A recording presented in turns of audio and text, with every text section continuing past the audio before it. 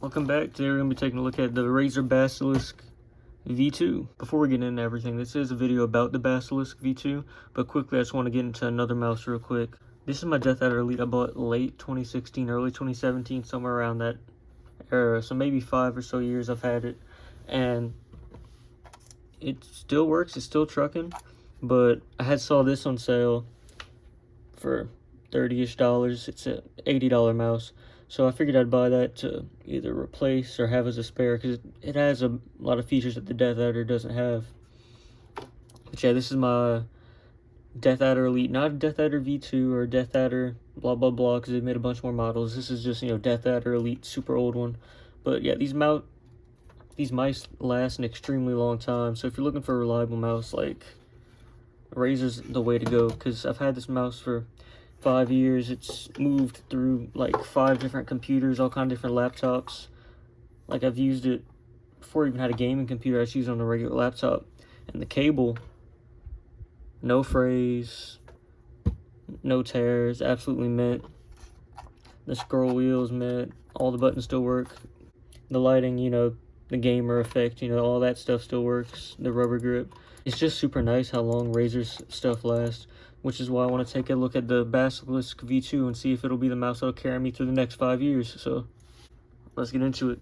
All the features are all around the box here, but before we get to that, I just want to run through the features on Razer's website, see what they advertise it as, to show. So, Razer Basilisk V2 wired gaming mouse with 11 programmable buttons, $80. So you go a little more. They have some videos, and then they have this showing each of the programmable buttons. They have 3 on the side. It looks like they have left and right on the scroll wheel, regular click, some DPI switches, all that good stuff. So they have Hypershift, which is you can kind of like double up the buttons to kind of like change your button profiles and stuff. It shows that there can be pre-made configurations for whatever you're playing, like Apex, CSGO, Fortnite, whatever. You can just change it on the fly. And then another selling point of this is the customizable scroll wheel resistance. So you can have a smooth scroll wheel, like a lot of people see this in like the Logitech G502s, or you can make it tactile and clicky, which is probably how I'm going to leave it, honestly. And probably the main selling point of this mouse is the optical mouse switch, which is in pretty much all Razer's mice now, Deathadder, whatever. Then you have optical keyboards, things like their purple opto-mechanical switches. Basically just makes the mouse much more responsive, because it doesn't rely on electrical feedback.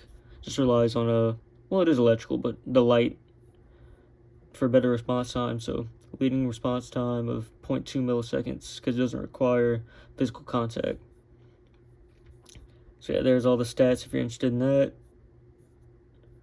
Speed flex cable, onboard memory to store different configurations, PTFE mouse feet, Razer Chroma RGB, and that's about it. So I'll move this off the side. Let's take a look at the Basilisk V2. See, everything that I just finished reading is all around the box. Aside from one super important thing, Razer has a 2-year warranty on pretty much all their products. Maybe even longer on some, but a Razer headset for sure. I've had the microphone fail, and they were able to get it right and send me a new one. So yeah, 20,000 DPI, optical, and then just all kind of good stuff. So let's get into this. Look, tear tab right here. I'm just not remembering Razer includes stickers, so I wonder what kind of stickers are going to get in here. Alright, so we have like this little drawer situation. There's the mouse. Alright, so yeah, we have nothing else in the box here. And the box is pretty scuffed from shipping. I mean, I ordered this off Amazon, so you can see it's kind of like... But the mouse seems to be fine, so that's all that matters. Alright, so here's little pamphlets. Advertising, garbage, blah blah blah. Instructions. Alright, so this kind of shows what each button does, and remapping and all that. And yes, Razer stickers. Okay, so Yeah, that looks like garbage. Those are coming off.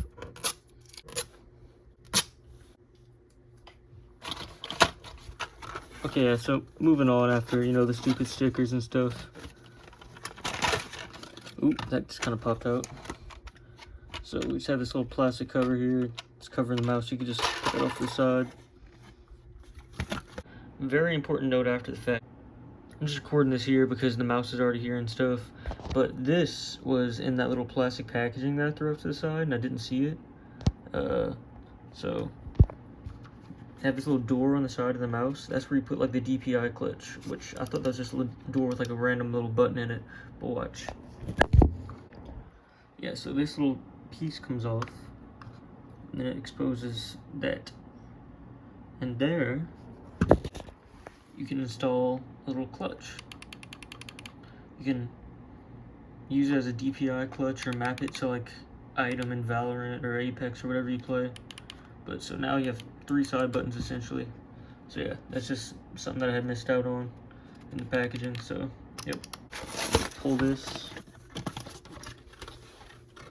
All this is just trash, no, get rid of that. But here's the mouse. Don't need any of this paperwork.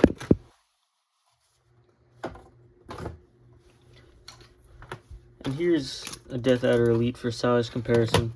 They're about the same size, which, just to add some more context, here's a tiny mouse. Very small.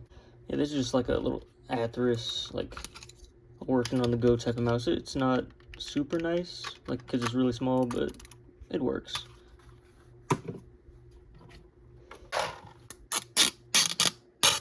Nice. Okay, so you have a profile button down here to switch between the profiles that you can save on the mouse, which you can save up to 5 of them. Here's the scroll wheel resistance. So we have that, and then, okay, so the forward is less. Okay.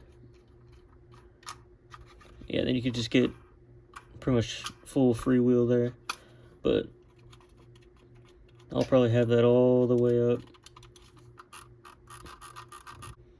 I have no idea what that is, but okay.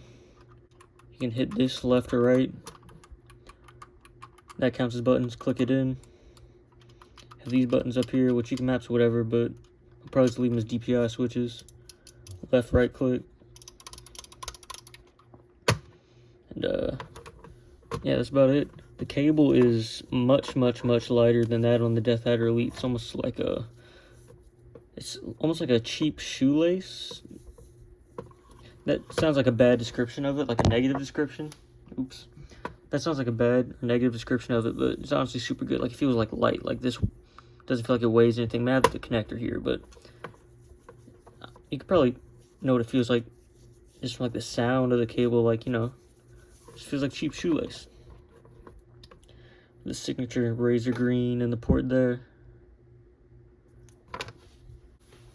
I don't have any USB ports around me to power this, and my computer is kind of on the other end of this place, so I'm gonna cut to it at the computer just to show what the lights look like and stuff, because I can't really show it right here. So alright, so I got it plugged into the computer. Here's how it looks. That little light on the bottom here for profile. Then I think it's just color cycling right now. Didn't really set anything. But yeah, that's how the lights look. And we come right here, look at the cursor. So this is the lowest DPI. And it goes up to 20,000, which is like, just, you know, it's super fast. But yeah, that's the Basilisk V2. Peace.